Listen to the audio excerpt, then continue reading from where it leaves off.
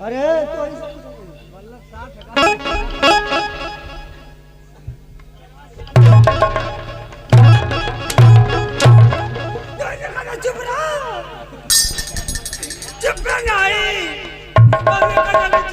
चुप रहा तो चुप आई तब मारा कान खा बोल।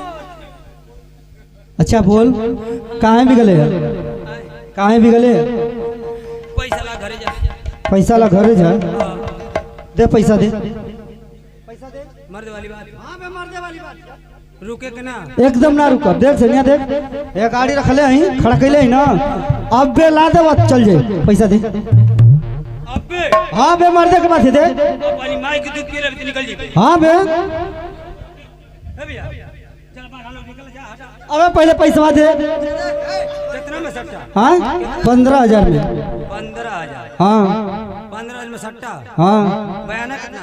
हां बयाना 1,000 15 में सट्टा 1,000 बयाना। हां तो 14,000 ले। हां बे 14,000 दे मर्द वाली बात। अबे जाके रुके के ना एकदम ना रुको 1 सेकंड। अबे 1 सेकंड पानी पी ले हो ना पानी पैसा काटो। सुन है सुन चल पैसा काट ले चल पनियो पैसा काट ले पानी पैसा हां काट ले 1,000 माइनस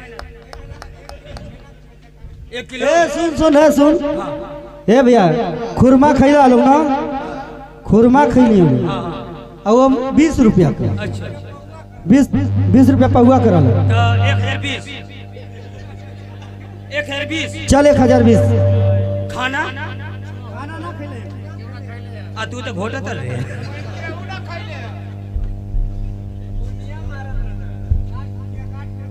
ठीक है 60 रुपया। अब मर्द वाली बात हम निकला थे भैया निकला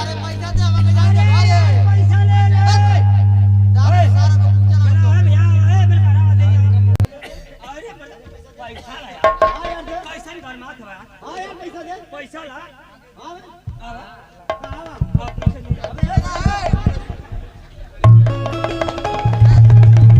ये सब जनता बैठल है आगे दे पीछवा का दे जाते हैं पीछे न ले बा नहीं हम आगे से नहीं अरे भैया हम सोचे नहीं कि इनके पीछे में 100 का फुट कर दे दे आई 500 के चक्कर में पड़ गए वाह ये जब भैया घर से अपने आइल ना पकौड़ी खाए खातिर ना करे पास रहा आई 500 गिनावत है हाँ दिखाइए 20 रुपया उनसे उधारो ले ले बोल काकाला अगवा काकाला ले साला ले साला ले अच्छा ठीक चले की विधि हो गई है।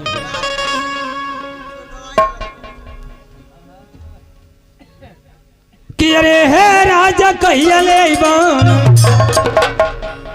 बजावे के कि हमारा चढ़ाली जवनिया राजा कहिया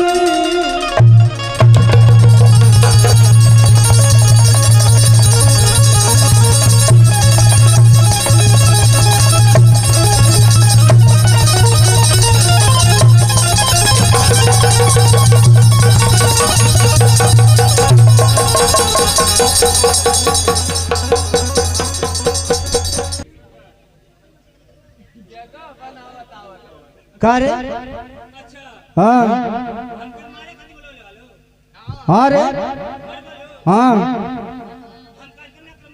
हाँ रे मारो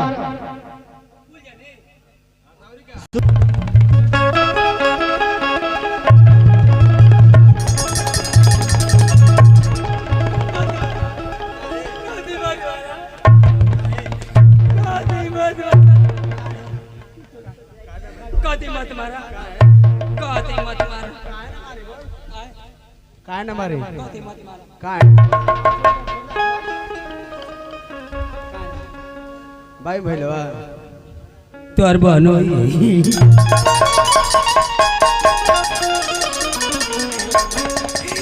जब बहनोई के लिए वसूल अल्लाह जाके भाग गए। अब हमके मरबा तो तोर बहनी आबे आवली सब तो के बस समझा दिए से घबरा में। ई देखिए हमारे प्रधान जी ये हमारे प्रधान जी की तरफ से